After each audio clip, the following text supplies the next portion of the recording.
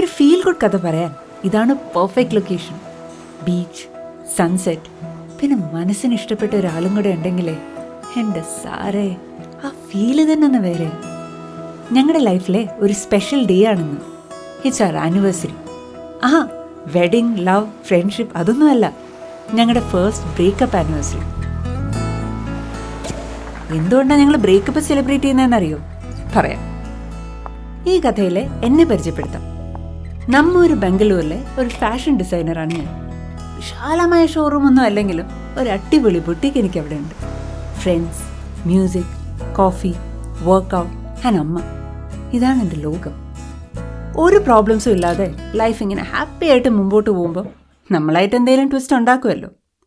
നമ്മുടെ രണ്ടാളുടെ ലൈഫിലും ഉണ്ട് അങ്ങനെ ഒരു കോംപ്ലിക്കേറ്റഡ് ട്വിസ്റ്റ്, ലവ്.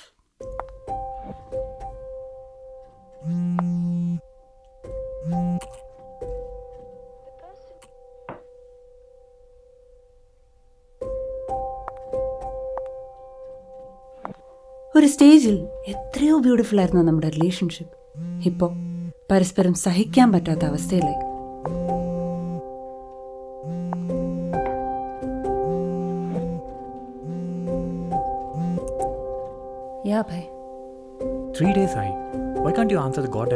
റിലേഷൻഷിപ്പിൽ പ്രോബ്ലംസ് ഉള്ളപ്പോൾ മെച്യൂർഡായിട്ട് അത് ഹാൻഡിൽ ചെയ്യുന്നതിന് പകരം നമ്മൾ സെറ്റ് ആവില്ല, ഇത് വർക്കൗട്ട് ആവില്ല എന്നൊക്കെയുള്ള കോപ്പിലത്തെ റീസൺസ് പറഞ്ഞ് ബ്രേക്കപ്പ് എന്ന അന്യായ തീപ്പ് കിട്ടുമ്പോൾ എങ്ങനെ ഫീൽ ചെയ്യുന്നറിയോ?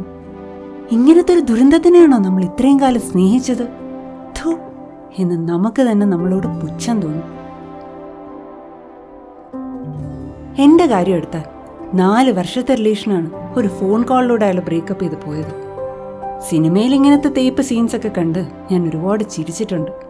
പക്ഷേ എനിക്ക് തന്നെ അവസ്ഥ വന്നപ്പോൾ ദേഷ്യമാണ് തോന്നിയത്.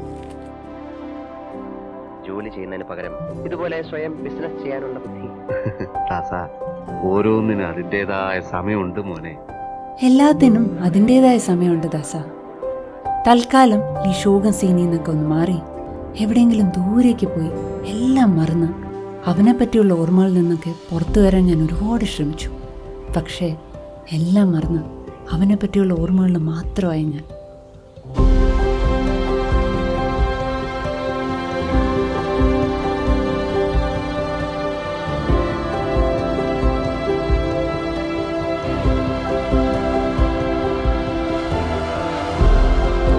ഈ ബ്രേക്കപ്പ് എന്തുകൊണ്ട് സംഭവിച്ചു എന്ന് ഞാൻ പലവട്ടം ആലോചിച്ചു. അപ്പോൾ ഒരു കാര്യം ക്ലിയറായിട്ട് മനസ്സിലായി. ഒരാണും പെണ്ണും തമ്മിൽ സ്നേഹിക്കുമ്പോൾ അവരുടെ ഇടയിൽ പ്രേമം മാത്രം ഉണ്ടായാൽ പോരാ, അവരുടെ ചിന്തകളും ഇഷ്ടങ്ങളും ചോയ്സസും തമ്മിൽ ചേർച്ച ഉണ്ടാകണം.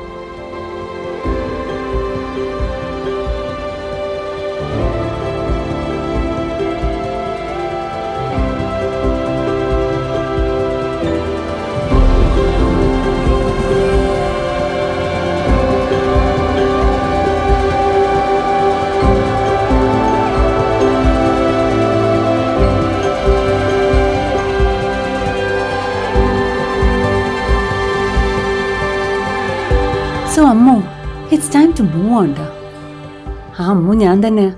എന്നെ അങ്ങനെ വിളിക്കുന്നത് അമ്മയാ. I really miss her. Call ചെയ്യാനുള്ള ധൈര്യം ഇല്ലാത്തതുകൊണ്ട് അമ്മയ്ക്ക് മാറ്റർ മൊത്തം മെസ്സേജ് ചെയ്തയച്ചു. വെയിറ്റ് ചെയ്തു, പക്ഷേ അമ്മയുടെ റിപ്ലൈ വന്നില്ല. 2 ദിവസം കഴിഞ്ഞ് എല്ലാം ദൈവത്തിന് വിട്ട് അമ്മയെ വിളിക്കാമെന്ന് വിചാരിച്ചു. പക്ഷേ അമ്മ തന്നെ ഇങ്ങോട്ട് വിളിച്ചു. ഞാൻ പ്രതീക്ഷിച്ചത് നല്ല കലിപ്പ് ടോണിൽ 2 ചീത്തയാണ്. പക്ഷെ എൻ്റെ അമ്മ എന്താ പറഞ്ഞതെന്നറിയോ? നിന്റെ ലവ് ലൈഫ് ഫെയിൽ ആയതുകൊണ്ട് മാത്രം നീ ഫെയിലിയർ ആവില്ല, it's just the beginning of something good എന്നൊരു മോട്ടിവേഷണൽ ഡയലോഗ്. പക്ഷേ എൻ്റെ അമ്മ എന്താ ഇത്ര ചില്ല്? എന്തോ ശരിയല്ലല്ലോ എന്ന് ആലോചിച്ചുകൊണ്ടിരുന്നപ്പോൾ അമ്മ ഒരു റിക്വസ്റ്റ് വെച്ചു. I felt so cute. കൂടുതലൊന്നും ആലോചിക്കാതെ ഞാനതിന് സമ്മതിച്ചു. അമ്മയോട് സംസാരിച്ചതിന് ശേഷം ഭയങ്കര ആശ്വാസം തോന്നി. ഈ വയറ്റിൽ ഗ്യാസ് ഉള്ളപ്പോൾ ഈനോ കുടിക്കുമ്പോൾ കിട്ടുന്നൊരു സുഖമില്ലേ, ഏതാണ്ട് അതുപോലെ. ഈ സിറ്റുവേഷനും ആ എക്സാമ്പിളും സെറ്റായില്ലേലും ഫീൽ അതായിരുന്നു. അമ്മയ്ക്ക് വേണ്ടി ഒരു ടോട്ടൽ സ്ട്രേഞ്ചറിനെ മീറ്റ് ചെയ്യാൻ ഞാൻ സമ്മതിച്ചു. ഇതായിരുന്നു എൻ്റെ അമ്മയുടെ റിക്വസ്റ്റ്. എൻ്റെ ഭാഷയിൽ പറഞ്ഞാൽ it was A blind date.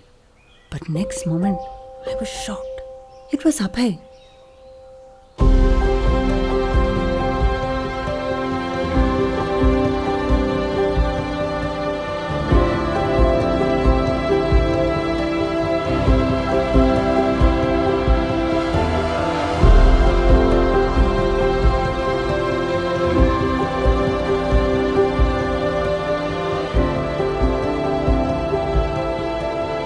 ഈ അവതാരം എന്താ ഇവിടെ?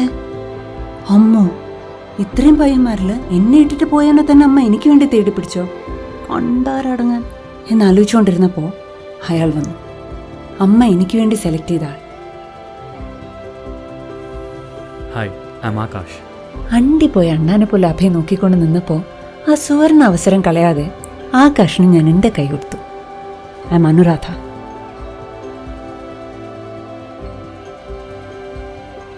ഫൈനലി അവൻ്റെ മുഖത്ത് ആ പെയിൻ ഞാൻ കണ്ടു.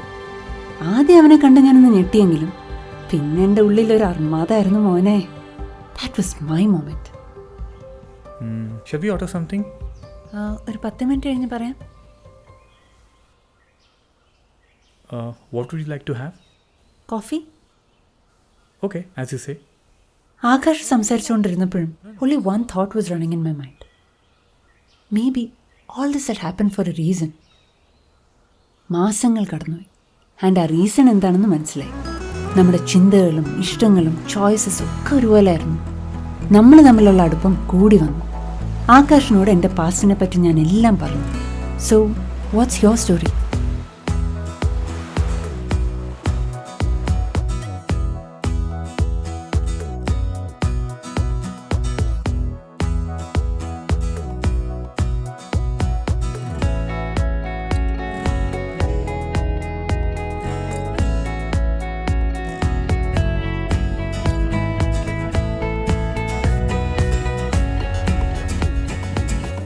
സ്റ്റോറി മൊത്തം കേട്ട് ഞാൻ ഞെട്ടി. ആ കുട്ടിയുടെ പേര് ഋഷിക. നമ്മുടെ ഇഷ്ടങ്ങൾ മാത്രമല്ല, നമ്മുടെ ലൈഫ് എക്സ്പീരിയൻസസും ഒരുപാട് സിമിലർ ആയിരുന്നു. അൺബിലീവബിൾ. സോ നമ്മുടെ സ്നേഹം വേണ്ടാന്ന് പറഞ്ഞു പോയാൾ പോട്ടെന്നേ, അതിലും അടിപൊളിയായിട്ടുള്ള നമുക്ക് ചേർന്ന ഒരാളെ ദൈവം കൊണ്ട് തരും.